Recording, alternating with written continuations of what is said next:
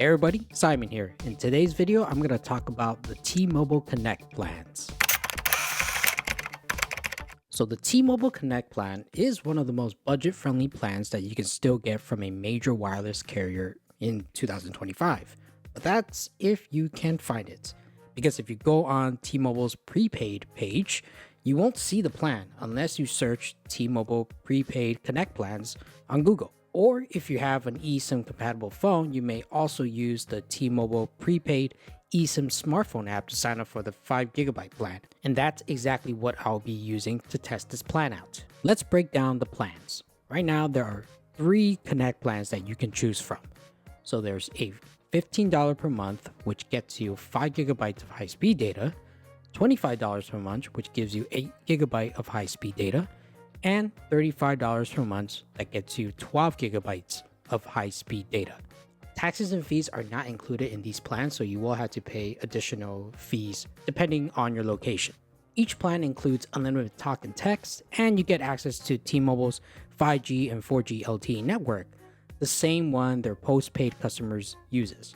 I also believe these plans are not deprioritized and have higher priority for faster data speeds as opposed to their other MVNO provider that they actually own, Mint Mobile. Now, I tested this plan using an iPhone 15 Pro in the Southern California region, and here are the results. Indoor 5G testing, while also being connected to T-Mobile's 5G Ultra Capacity network, I was getting 214 megabits per second for my download speed and 9.29 for my upload speeds.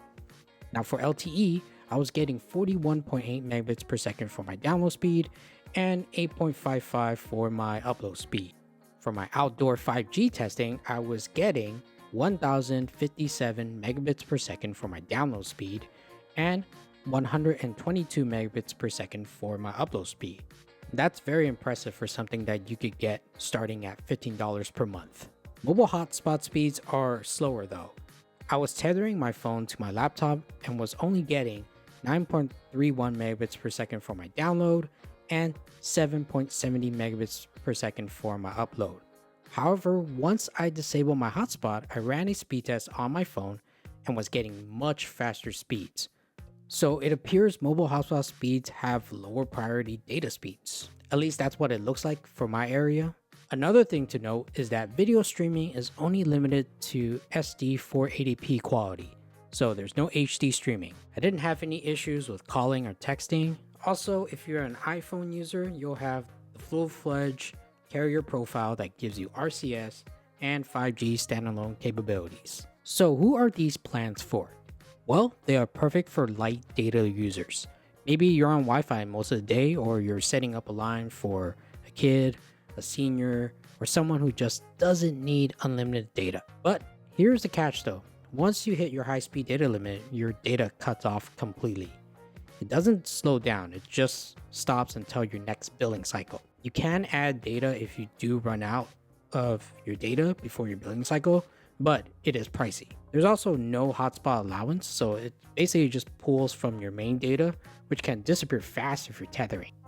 Keep in mind though, unlike the other T-Mobile plans, the postpaid plans, there are no extra perks with these lines. So there's no free Netflix, no international roaming, but you can add international calling features, and also no multi-line discount. This is a bare bones plan. If you just want to stay connected without paying a ton for T-Mobile, but still want to be within that T-Mobile network, then T-Mobile Connect is something you might want to look at as a low-cost option that's out there right now. But let me know in the comments if you tried T-Mobile Connect, or if you're thinking about switching. Let me know in the comments below. And if you're looking for something in the Verizon network, you could check out my visible review right here.